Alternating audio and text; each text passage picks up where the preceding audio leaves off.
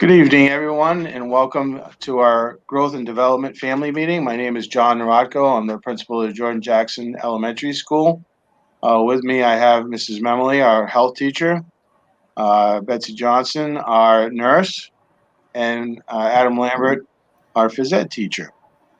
Thank you again for joining us. I just want to sort of quickly set the objective of tonight's meeting. We've had a few communications that have been going out to families as we wrap up the end of the year. So just want to clarify, as part of our overall health curriculum, and Mrs. Memley will get a chance to talk a little bit further, but as part of our overall health curriculum, fourth and fifth grade students at Jordan Jackson will see a growth and development video, otherwise known as a puberty video, and we want you to preview that before your students see it. What we have set up is on the right-hand side where the chat is located. There is a link to a Google form. Just ask that if you have questions, even as the presentation is going on, please fill out the form. As presenters are speaking, I will monitor that form for questions.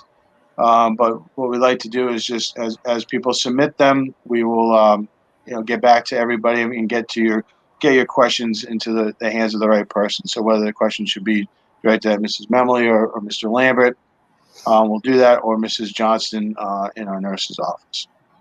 So again, the objective of tonight is to preview the video. Mrs. Memley will talk to you in a second. Mrs. Johnson will have something to add. We'll watch the video. Video is about 26 minutes long. Just one point of reference with that video, it's a video about both boys and girls. Our fourth graders won't see the co-ed video. They will see just the video that pertains to their gender. Fifth graders will see the video that you're going to see tonight. I'll let Mrs. Memley kind of get into that a little bit more, but once the video's over, we'll come back and we'll wrap up the meeting. So I'll turn it over to Mrs. Memley. Hello, thank you for joining us. So just to reiterate, to be very clear, the video that you will see tonight is just for the fifth grade students. And based on that, the fifth grade girls will see the video with me, and all the girls will see the video with me, either fourth or fifth.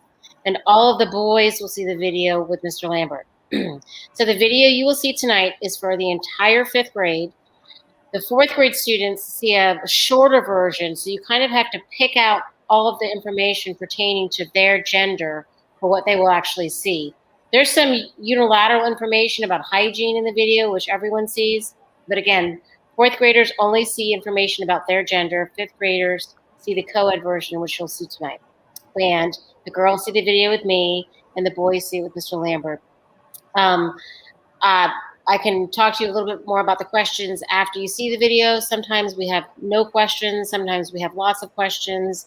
It really depends on whether there's a bold student in the room that asks questions, because then it usually encourages everyone else to ask questions. But one more very important point, Mr. Lambert and I do not expand upon the information that is in this video. So if we get a more advanced question, we do not answer it. We encourage them to go home to you. So we do not answer any questions that or expand upon the information that is in this particular video. So it's just growth and development, and that is it. I'm going to be here afterwards if you have questions. I'd be happy to talk to you about it and answer questions. One thing that I do want to address before I turn it over to our nurse, Betsy Johnson, is that I do highly recommend that all of the students see this video, because if they don't see it, they're just going to hear about it from the other students. And it's just much better to have it delivered to them in a factual way. And then if they have questions, we can answer them in a very factual way rather than hear it by hearsay. So I'll turn it over to Betsy Johnson, and I will be here afterwards should you have any questions. Yeah, so I would like to echo what Ms. Memley just said. If this is your first time going through this, if this is your oldest child, it can be kind of tongue-tying to be thinking about what possible questions that they could ask after the video. So there's a couple of resources you can look at ahead of time just to kind of prepare yourself mentally for what might come. Really, you should be the teacher of your child's growth and development and what you want them to know. You can have your own family values, you can have cultural values, so it's a good thing to start to think about. There's 2 references I can have you go to, and it will be available to you after this. But one of them is called Kids Health. It's our website, and the American Academy of Pediatrics has a website called healthychildren.org. Both of those websites have an area where you can type in your question or search by topics. So those are 2 good places to start. And for your students that are girls that might be old enough to get their period, we just want you to know that if it should happen during the school day, we have supplies. They can come to us. We would absolutely call you and let you know that it's happened. We consider it to be a state of health, not a state of illness. So we would encourage them to stay in school. And then after that, you can send in supplies that are specific to your child, and we can keep everything there for them.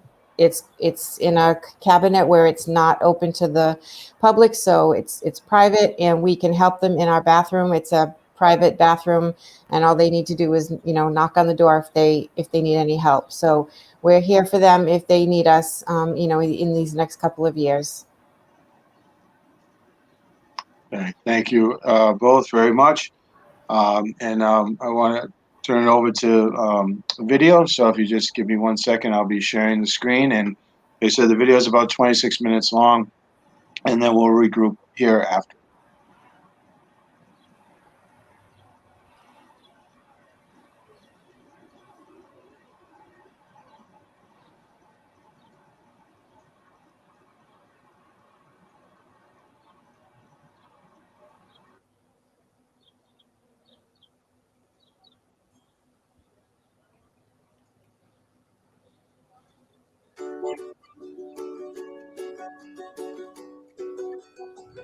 Okay, 7 letters.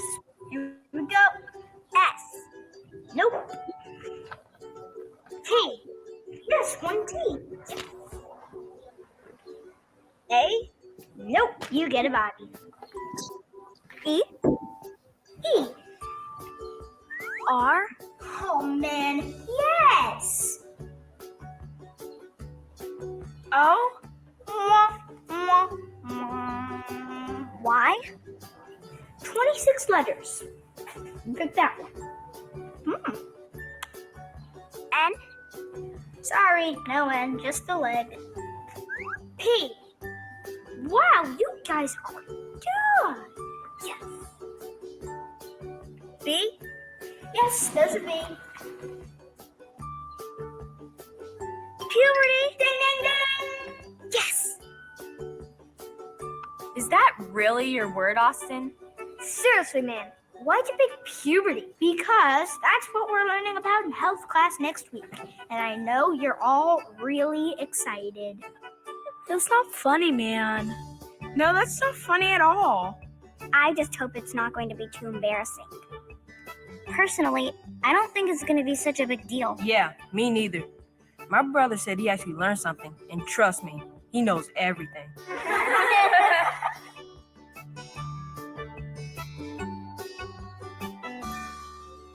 Yes, puberty can seem weird and a little uncomfortable, and you probably have questions you're afraid to ask.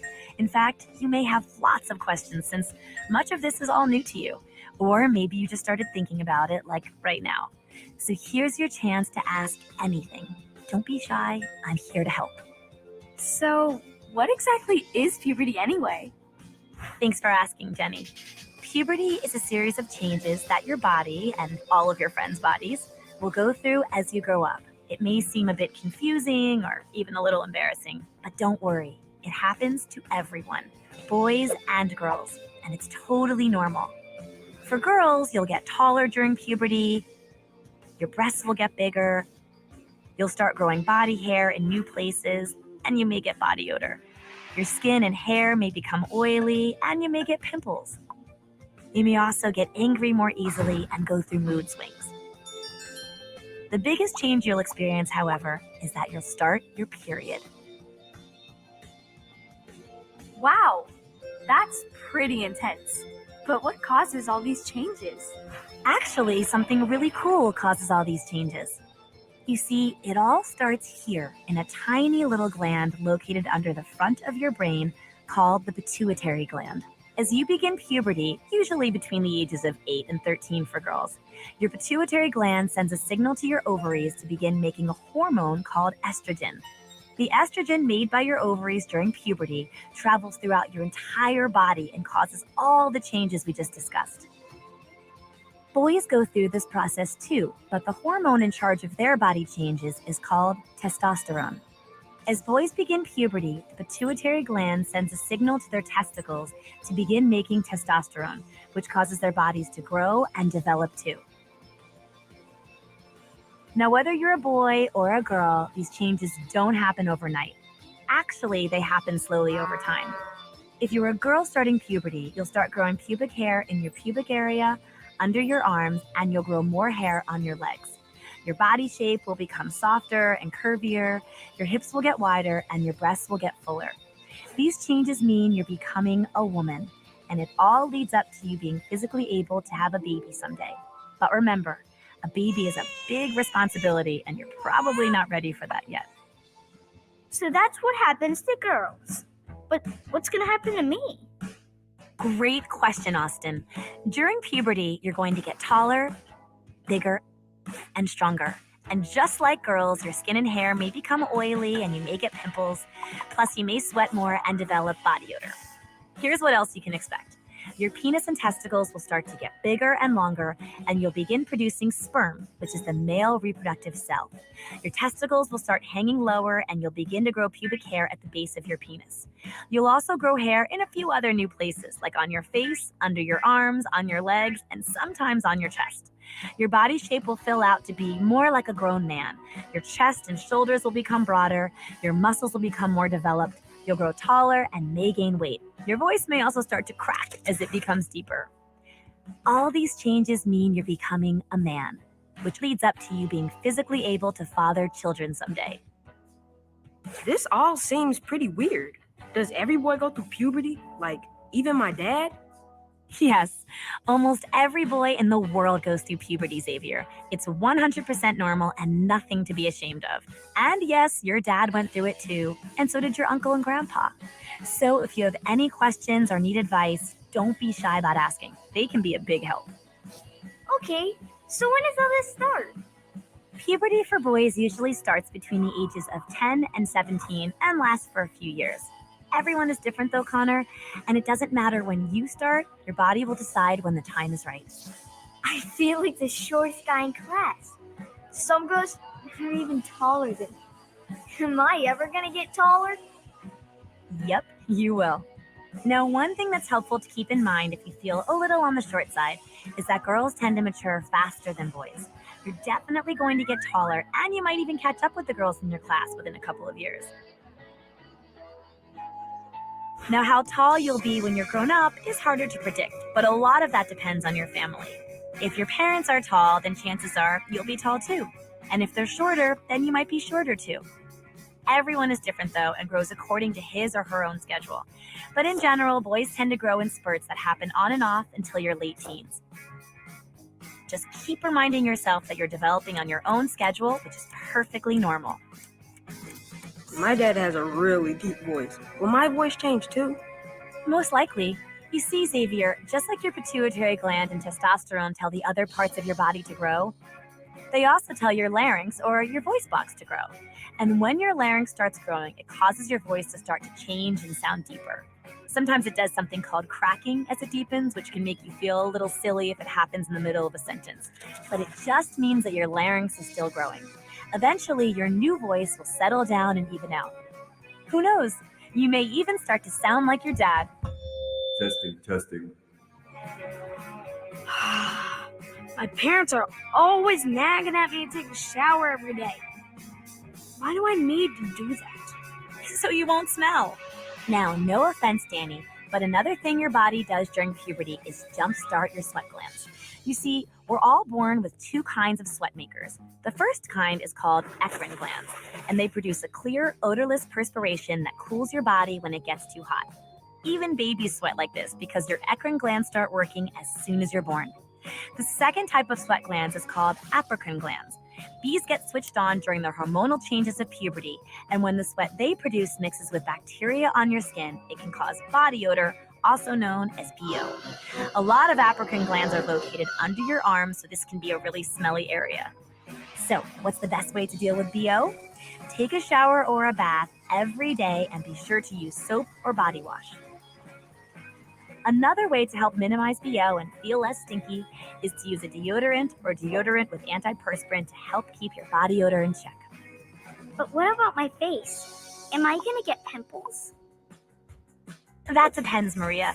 You see, besides sweat, there's something else your body will start producing during puberty. It's called sebum. It's an oily substance that can cause acne, also called pimples. Acne is really common during puberty and can't always be prevented, even by washing all the time. The best way to help keep your skin clear is to wash your face twice a day with a gentle cleanser. And remember to use a moisturizer. And one more thing. Sebum can make your hair look and feel greasy too. So be sure to shampoo regularly to keep your hair clean and healthy. And to keep it from being frizzy, try using a light conditioner and a wide tooth comb when your hair is wet. Washing it every day or every other day is best for most hair types. But do I really have to brush my teeth twice a day? Yes, actually you do. Brushing helps keep your teeth healthy and clean, and more importantly, it can keep you from having dragon breath. So remember, the best way to avoid dragon breath is to brush your teeth properly every morning and every night with a good toothpaste. What about shaving? When do I start doing that? That depends. Like everything else with puberty, hair growth varies from person to person. Most guys start growing some hair on their face at about 16, and you'll probably spot it on your upper lip or chin first. But keep in mind that it could happen sooner than that for you, and if your dad has a thick, dark beard, then chances are you will too. So when you think you're ready to start shaving, talk to your dad or an older brother and ask them to show you the ropes. Shaving can be a little tricky at first, so it's nice to practice with someone who's been doing it for a while. And be sure to have your own razor. That's definitely a safety must. Just remember, like anything else, you'll get better at shaving with practice. Plus, your beard will probably grow faster and thicker as you get older, so you may have to shave more often as an adult. My sister has a pretty big chest. Are my boobs gonna get as big as hers? Well, Mandy, a lot of that depends on your family. If the women in your family have large breasts, then chances are yours may be big too. The same thing is true if the women in your family have smaller breasts. But remember, breasts come in all shapes and sizes. That's why they make bras in all shapes and sizes too, so you get the right support. They even come in different colors. Finally, every girl's chest develops differently. So even if some of the girls you know already seem big to you, no worries. Your breasts will fill out when the time is right. How will I know when I'm gonna get my first period? Here's the deal, Suzette. The only way to know for sure when you're going to get your first period is by pulling the date you're going to start out of a magic hat. Just kidding. The real answer is that no one knows. Your body is unique and definitely on its own schedule.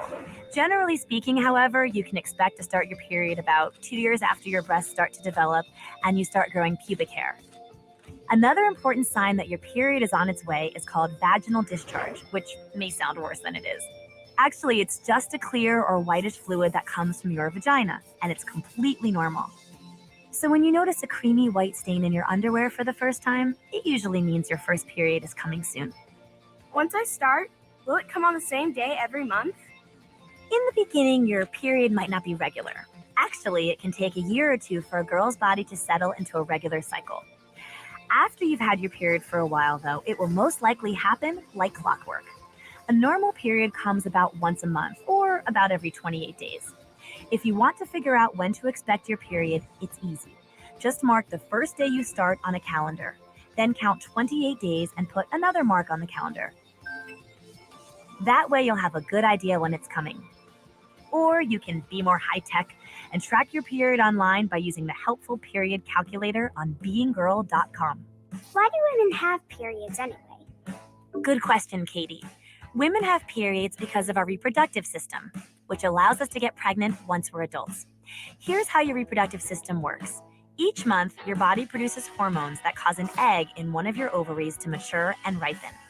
At the same time, the lining of your uterus, called the endometrium, begins to thicken.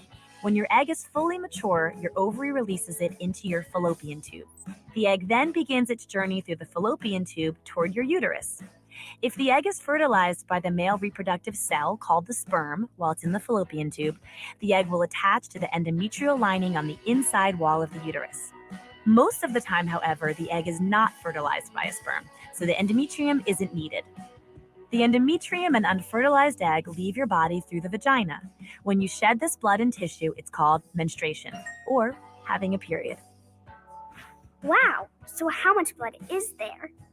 Not very much, actually. You'll only lose about 4 to 12 teaspoons of blood and tissue, and it doesn't come out all at once. On average, it takes most women about 5 days for it all to come out. This whole thing seems sort of gross. Do all girls get a period? Even my teachers? Yes, almost every girl gets a period, usually between the ages of 10 and 16. And yes, your female teachers get their period too. Just remember, starting your period is nothing to be ashamed of. And using period protection like pads and panty liners can help you feel fresh and clean, not gross. Plus, don't forget that your mom and your aunts have periods too. So if you have questions, don't be shy about asking. They can be a big help. And if it's helpful for you, write down your questions and find a casual time to start the discussion. It can be in the car, after school, or you can even leave her a note telling her you'd like to talk to her soon. My two best friends already have their period, but I don't. Is something wrong with me? No, Mandy, there's nothing wrong with you. Now I know you want to do everything that your best friends do, but be patient. Keep in mind that some girls get their period in elementary school, and some girls don't get their period until they're in high school. So be cool, your body is on its own schedule, and it's totally okay if your friends are at different stages than you. Does it hurt to have a period? Sometimes girls experience what are called period cramps. These happen because your uterus contracts or squeezes together when it's shedding its lining. Some girls get cramps, some girls don't. It actually depends on your body. If you do get cramps though, mild exercise usually helps and can actually prevent them altogether. You can also try taking a hot bath or using a heating pad to help you feel more comfortable. But what about PMS? It seems like my older sister's so dramatic when she's about to start. Ah, the dreaded PMS. You see, in addition to cramps, some girls experience what's called premenstrual syndrome, also known as PMS. PMS is caused by changing hormone levels, and it's a medical term used to describe symptoms that some girls feel about a week or so before they start their periods. Now, I'm sure you've heard a lot of jokes about PMS. Like, do boys get PMS? Nice one. No, of course boys don't get PMS. But it is in fact a very real thing for some girls and may include mood swings, breast tenderness, or a bloated feeling. You can help minimize these symptoms by making sure you get enough exercise, sleep, and proper nutrition. So, can people tell when I'm on my period? Okay, so here's the 2-syllable answer, N-O. And that's important because no one will be able to tell if you're on your period unless you tell them. Also, keep in mind that your period shouldn't stop you from exercising, participating in gym class, or doing any of your regular activities. What do I do if my period starts when I'm at school? Great question, Olivia. A lot of girls your age worry about starting their period at school. And while you can't control it, you can be prepared. Here's a tip. Put together a backpack kit. It's easy. All you have to do is get a little makeup bag and put 3 things in it: a pad, a panty liner, and a change of underwear.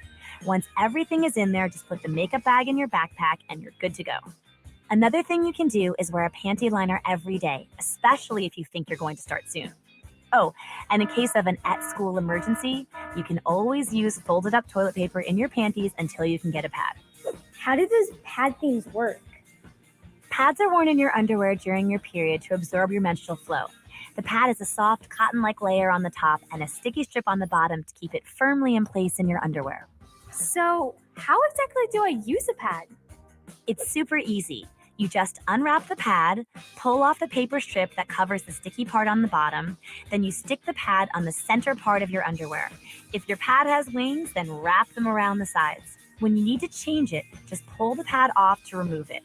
Fold it up and put it in the wrapper from the new pad you're going to use, or you can wrap it in toilet paper. Then just throw it away in the trash can. Most girls' restrooms also have little trash cans next to the toilet where you can put your used pads and panty liners. Oh, so that's what those are for. Yes, they're really convenient and discreet. But remember, never flush pads or panty liners because they'll clog the toilet. Wow, you're right. That is super easy. But how often do I change a pad?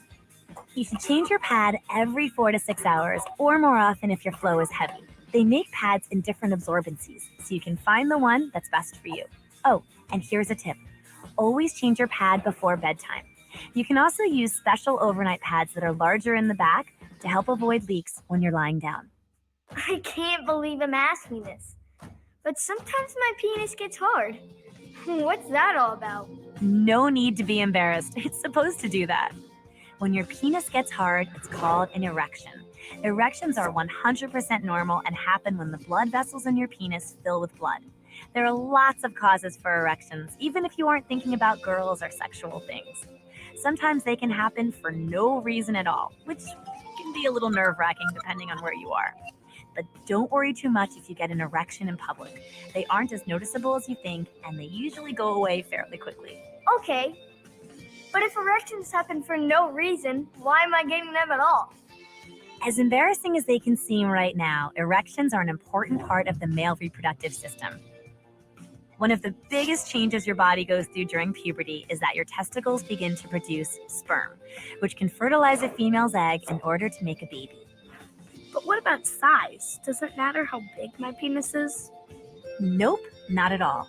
Penises do vary in length and shape from person to person, but not as much as you may think.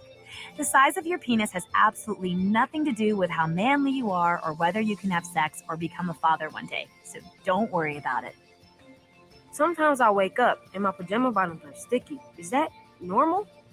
Some people call what you are describing a wet dream, or what your health teacher calls a nocturnal emission. Wet dreams happen when you ejaculate in your sleep. You won't know what's happening, and it's not always caused by dreaming about girls or sexual things. It just happens. Most boys will have wet dreams at one time or another, especially during puberty, so there's nothing to get upset about. Plus, you'll probably grow out of it as you get older. I live with my mom. Do I have to talk to her about all this stuff? Listen, it's really up to you. I know what's happening to your body can seem embarrassing, but it's a normal thing that every guy goes through. And of course, your mom doesn't know what it's like to go through everything you're experiencing, but she does understand why and how it happens. So if you feel comfortable talking to your mom about the changes you're seeing and feeling in your body, then great. She may actually surprise you with how cool she is about it. If you prefer not to talk to her, though, that's fine too. If it makes you more comfortable, then talk to your dad, step-parent, an older brother, a friend's dad, or another adult you trust. I live with my dad. Do I have to tell him about my period? Like I told Austin, it's really up to you, Olivia.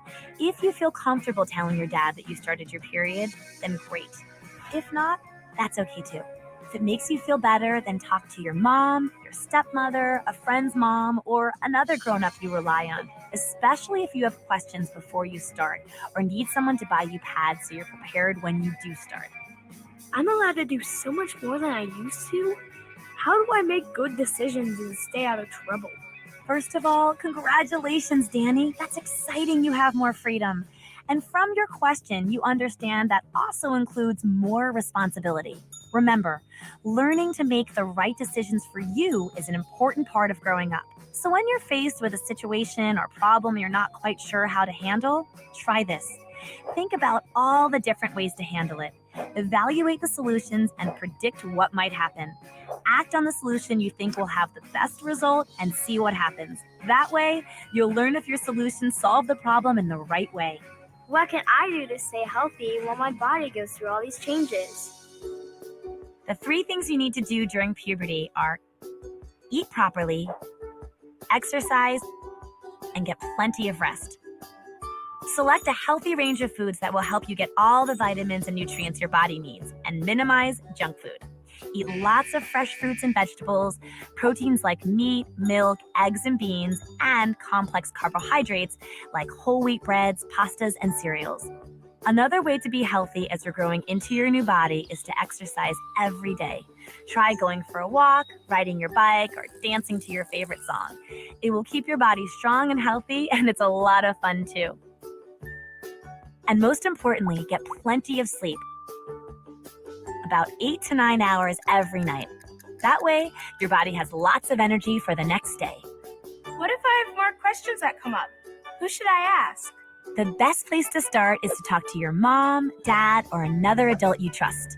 I know that asking questions about puberty may seem a little embarrassing at first, but don't be afraid. They've all been through puberty themselves. So when you have questions, don't wait. Start the conversation. Trust me, you'll feel better after you do. And you'll feel good knowing that the people you love and trust can be there to help.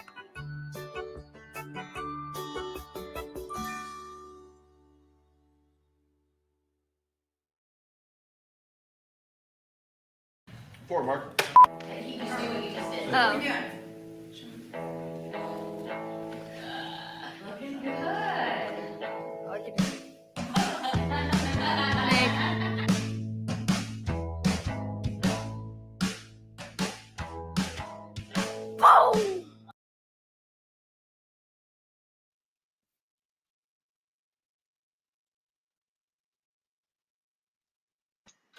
Okay, everyone. This is the first time we've done this meeting presentation without a live audience in front of us, so it's a little weird not to see everybody's faces after they get a chance to preview the video. I just want to direct you again to the right-hand side of the chat. There is a link to a Google form which you can submit a question to if you have one. Also, certainly are open to sending us an email either to myself, Mrs. Memley, Mr. Lambert, or Mrs. Johnson had to leave for another engagement, but she's also available through email. So I've been keeping track of the Google form. I'm not seeing any questions yet, so I'll let families just kind of digest the video a little bit. And certainly, again, if you have any questions or concerns, feel free to reach out to us, or again, put it in the form, and then we'll monitor it over the upcoming days. Families that weren't able to view this live, I know will take advantage of the recording, and I'll leave the form open for a few days so that way they can go ahead and submit questions as well. So with that, I say thank you again for joining us. I know everyone has a busy evening at this time, and I appreciate you all being here. And thank you to everyone that joined us for the presentation as well.